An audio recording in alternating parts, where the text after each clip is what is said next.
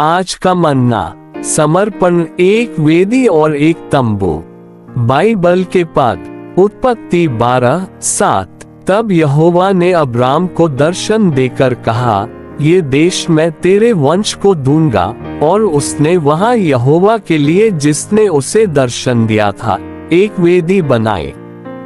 Romeo 12:1। इसलिए हे भाइयों, मैं तुमसे परमेश्वर की दया स्मरण दिलाकर विनती करता हूँ कि अपने शरीरों को जीवित और पवित्र और परमेश्वर को भावता हुआ बलिदान करके चढ़ाओ, यही तुम्हारी आत्मिक सेवा है।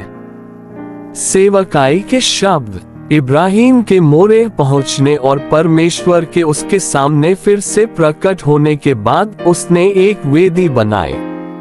उत्पत्ति 12:7। यह इब्राहिम द्वारा बनाई गई पहली वेदी थी। बाइबल में वेदी का अर्थ है कि हमारे पास परमेश्वर के लिए सब कुछ है और हम परमेश्वर की सेवा करते हैं। वेदी बनाने का अर्थ है कि हम परमेश्वर को अपना सब कुछ अर्पित करते हैं। हम जो भी है और जो कुछ हमारे पास है उसे वेदी पर रखने की आवश्यकता है। परमेश्वर के लिए कुछ भी करने से पहले परमेश्वर हमसे कहता है, बच्चे, मेरे लिए कुछ मत करो, मैं तुम्हें चाहता हूँ। मैं चाहता हूँ कि तुम जो कुछ भी हो और जो कुछ तुम्हारे पास है मेरे लिए वेदी पर रखो। ये वास्तविक संगति, वास्तविक आराधना है।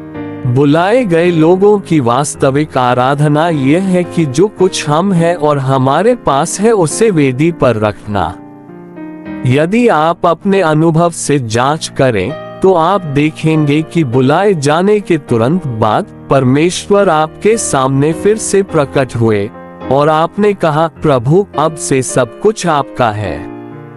मैं जो हूँ, जो कुछ मेरे पास है, जो कुछ मैं कर सकता हूँ और करने जा रहा हूँ, वह सब आपके लिए है।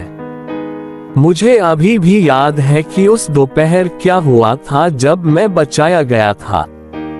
जब मैं उस कलीसिया की भवन से बाहर निकला और सड़क पर चल रहा था, मैंने अपनी आंखें स्वर्ग की ओर उठाई और कहा, परमेश्वर, आज से सब कुछ आपके लिए है। वह एक वास्तविक समर्पण था। आत्मिक अर्थ में यह एक वेदी का निर्माण था। आमीन। कल जारी।